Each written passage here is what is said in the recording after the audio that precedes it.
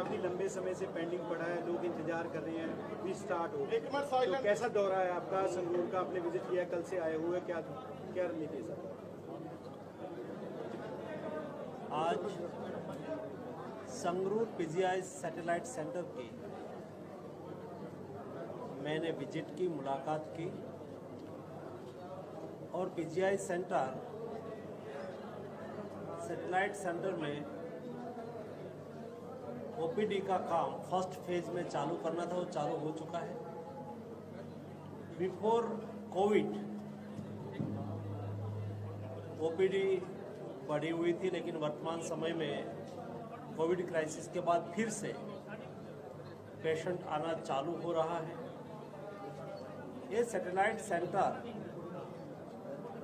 Not only सिंगरूर लेकिन इसके अगल बगल के इलाके में लोगों के स्वास्थ्य के लिए उत्तम सेवा प्रदान करेगा। जिस तरह से काम चालू हुआ है, सभी ऑपरेशन के लिए इक्विपमेंट आ रहे हैं, मेडिकल डिवाइस का प्रोक्योरमेंट हो रहा है। उसको देखते हुए जनवरी 2023 तक हम सिंगरूर पीजीआई सैटेलाइट सेंटर को फुल फ्लेज में फंक्शनल कर देंगे। दूसरा दोस्तों, वर्तमान समय में देश आज़ादी का अमृत महोत्सव मना रहा है। अमृत महोत्सव के अवसर पर प्रधानमंत्री जी ने अनाउंस 15 जुलाई को किया था 75 डेज तक, यानी कि सितंबर एंड तक देश के सभी नागरिक को प्रिकॉशन डोज फ्री देने के लिए काम चल रहा है। 1 महीने और 3 दिन में 13 करोड़ से अधिक देश के नागरिकों ने प्रिकॉशन डोज लगाया है। अभी समय बाकी है 75 दिन होने में। पंजाब के सभी नागरिकों को और देश की जनता को मेरा आग्रह है कि आप अवश्य प्रिकॉशन डोज लगा के कोविड क्राइसिस के लिए आपको स्वयं को सुरक्षित करिए। खास करके 60 एबोव एज वाले लोग, वनरेबल पॉपुलेशन, सभी को मेरा आग्रह है कि वो अवश्य प्रिकॉशन डोज लगाएं। देश ने आज वैक्सीनेशन ड्राइव में दुनिया में सबसे ज़्यादा अधिक सफलता हासिल की है। हिंदुस्तान एक इकलौता कंट्री है जिन्होंने 200 करोड़ से अधिक डोज एडमिनिस्टर किया है। 98.2% देश के 18 एबोव पॉपुलेशन को फर्स्ट डोज लगी हुई है। 92% पॉपुलेशन को सेकंड डोज भी लग चुकी है। देश के लिए एक बहुत बड़ी उपलब्धि है। उसका फायदा ये हुआ है कि इंडिया में फर्स्ट एंड सेकंड वेव के बाद थर्ड वेव ओमिक्रॉन वेव से देश बच गया है। केवल सर्ज होके कम से कम मृत्यु इंडिया में कोविड के ओमिक्रॉन वेव में हुआ है, जो दुनिया के सापेक्ष में बहुत कम डेथ रेट है। तो हमारे लिए ये बहुत अच्छी बात है। मैं देश के सभी नागरिकों को भी बधाई दूंगा कि जिन्होंने कोविड क्राइसिस के दरमियान, पेंडेमिक के दरमियान प्रधानमंत्री जी ने समय समय पर जो भी सुझाव दिए, हमारे साइंटिस्ट, हमारे डॉक्टर्स ने कोविड मैनेजमेंट के लिए जो गाइडलाइन डिक्लेयर की उसको अच्छी तरह से फॉलो किया। उसका नतीजा ये निकला है कि दुनिया में 2 विषय के लिए भारत की सराहना हो रही है। एक वैक्सीनेशन ड्राइव और दूसरा कोविड मैनेजमेंट। ये 2 विषय हमारे लिए गौरव का विषय है। पंजाब की जनता को भी मैं बधाई देना चाहूँगा कि कोविड क्राइसिस के दरमियान, पेंडेमिक के दरमियान पंजाब की जनता ने भी बहुत सहयोग किया है और अपने स्वयं को भी सुरक्षित किया कोविड के सामने और दूसरे को भी कोविड क्राइसिस के सामने लड़ने में सहयोग किया है। धन्यवाद दोस्तों। सर, अगर दवाइयों की बात करें, जेनिक दवाइयों के लिए क्या, क्योंकि महंगी दवाइयाँ मिलती हैं, तो जेनिक को प्रमोट करने के लिए जैसे बात करें तो लोगों की पहुंच से बाहर हो जाती है, कई दवाइयाँ महंगी हैं, तो पूरे देश की बात करें तो आपका बहुत अच्छा और वाजिब क्वेश्चंस है, क्योंकि बीमारी कभी किसी को पूछ के तो नहीं आती, वो गरीब के यहाँ भी आती है, अमीर के यहाँ भी आती है। कोई गरीब के यहाँ बीमारी आती है तो डायग्नोसिस करने के लिए डॉक्टर की फीस तो 200, 300, 500 रुपये होती है, लेकिन मेडिसिन महंगी होती है और इसलिए जेनरिक मेडिसिन और ब्रांडेड मेडिसिन में कोई फर्क नहीं होता है। केवल फर्क सॉल्ट तो सेम ही होता है, मेडिसिन तो सेम ही होती है। पैरासीटामोल सॉल्ट है, पैरासीटामोल ड्रग्स है, लेकिन उसके ऊपर कोई कंपनी ब्रांड नेम कर देते हैं कालपोल, तो उसकी प्राइस बढ़ जाती है। तो देश में जेनरिक मेडिसिन का प्रचार होए बहुत आवश्यक है। देश की जनता जेनरिक मेडिसिन के संदर्भ में अवेयर हो। जेनरिक मेडिसिन और ब्रांडेड मेडिसिन दोनों सेम ही है, ऐसा माइंडसेट हमारा बने, इसलिए हमने 2 कार्यक्रम चलाए। एक आपने देखा होगा, देश में 8,500 से अधिक जन औषधि केंद्र चल रहे हैं। पंजाब में भी जन औषधि केंद्र चल रहे हैं। जन औषधि केंद्र पर जेनरिक क्वालिटी मेडिसिन उपलब्ध होती है। यहाँ भी हम एक जन औषधि केंद्र इस सैटेलाइट सेंटर में भी चालू करेंगे। वहाँ मैक्सिमम ब्रांडेड के सापेक्ष में मैक्सिमम 50%, मिनिमम 20%, 30% रेट में जेनरिक क्वालिटी मेडिसिन उपलब्ध होती है। यानी कि एक कैंसर की मेडिसिन, एक ट्रिप लेने के लिए गए हो, मार्केट में उसका 1,000 रुपीज़ होता है, तो आप जन औषधि केंद्र पर जाएंगे तो 200 रुपीज़ में मिल जाएंगे। लेकिन वहाँ पे मिलती नहीं है। मैं बताता।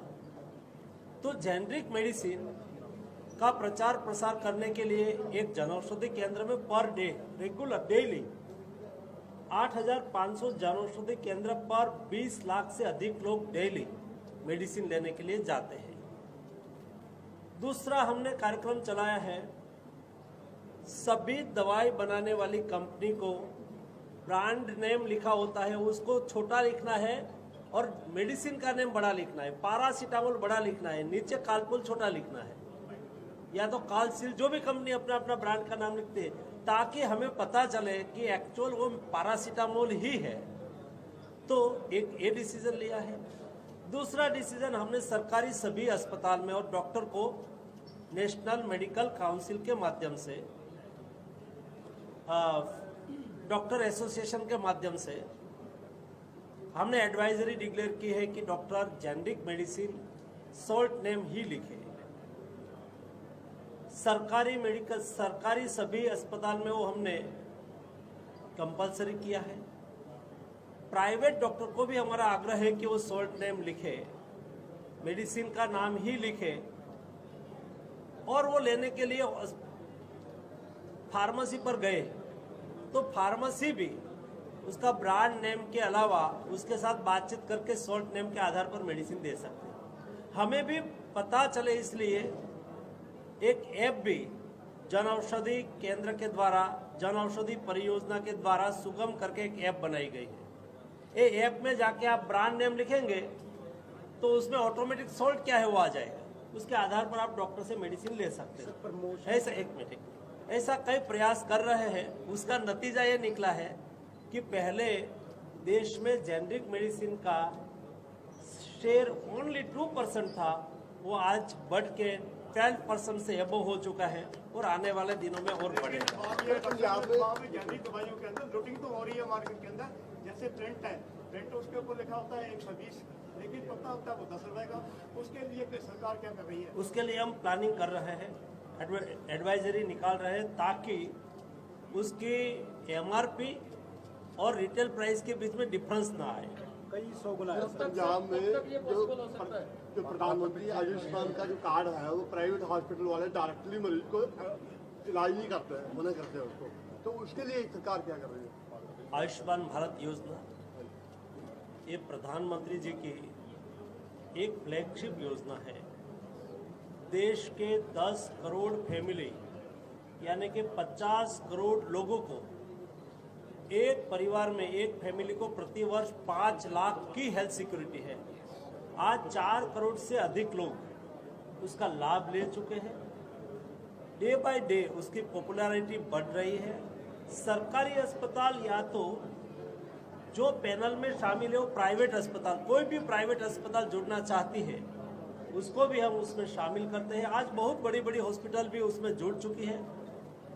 मुझे बताते हुए खुशी हो रही है कि अपोलो जैसी हॉस्पिटल में, जिस हॉस्पिटल में अमीर परिवार, पैसे वाले परिवार सारवार ले रहे हो, ट्रीटमेंट करवा रहे हो, उसके बगल के रूम में हमारे गांव के गरीब किसान या तो मध्यम वर्ग या तो गरीब परिवार के लोग अपना इलाज उसकी बगल की रूम में करवा रहे हो, उसकी बेड उसके बगल में लगा हुआ हो। ये देश में हर लोगों को हेल्थ एक्सेस हो, इस विचार से चली हुई योजना है और पंजाब गवर्नमेंट भी उसका इम्प्लीमेंटेशन कर रही है। भारत सरकार उसमें सहयोग कर रही है और भी उसमें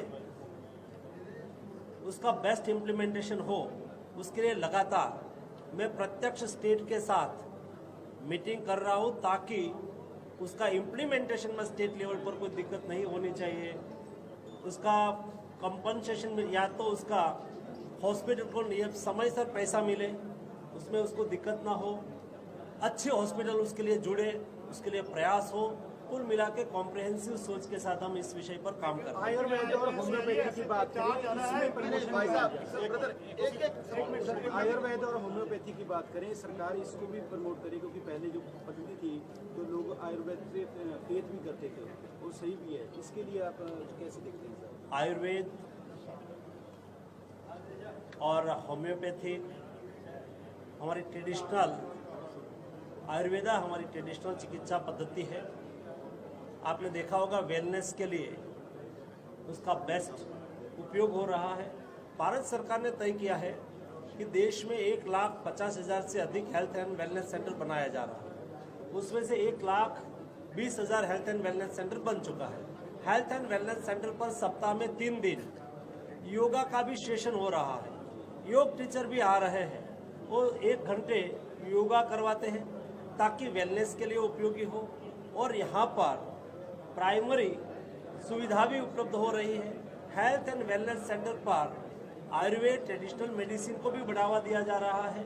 आने वाले दिनों में योग, आयुर्वेदा और अदर टाइप की ट्रेडिशनल मेडिसिन उसका उपयोग भी बढ़े, पब्लिक उसके लिए अवेयरनेस हो, उसके लिए प्रयास किया जा रहा है। आयुष्मान योजना 6 महीने से पंजाब में बंद पड़ी है। उसमें कई शिकायत मेरे पास आई थी और रिजोल्व हो चुकी है। कई जगह पे स्टेट गवर्नमेंट का उसमें 60% भारत सरकार का शेयर होता है, 40% स्टेट गवर्नमेंट का शेयर होता है। तो शेयर कंपनसेट नहीं हुआ था, इसलिए कई जगह पे काम करना हॉस्पिटल ने बंद किया था। लेकिन मैंने मुख्यमंत्री जी से बातचीत की थी, उन्होंने कहा है कि हम तुरंत ही पैसा उपलब्ध करवा देंगे। कल डॉलर की वायरल हुई एक वीडियो, उसके अंदर उन्होंने एलिगेशन लगाया है कि 1,000 करोड़ रुपया डॉक्टर प्लस सरकार उसे कमीशन ले गई है, उसका डॉलर को प्रचार हुआ। सरकार कैसे कमीशन ले? ठीक है सर, सरकार का चलो धन्यवाद। अच्छा पंजाब की राजनीति को कैसे देखते हैं? पंजाब में राजनीति को कैसे देख रहे हैं? हेल्थ का सेंटर है, राजनीति की बात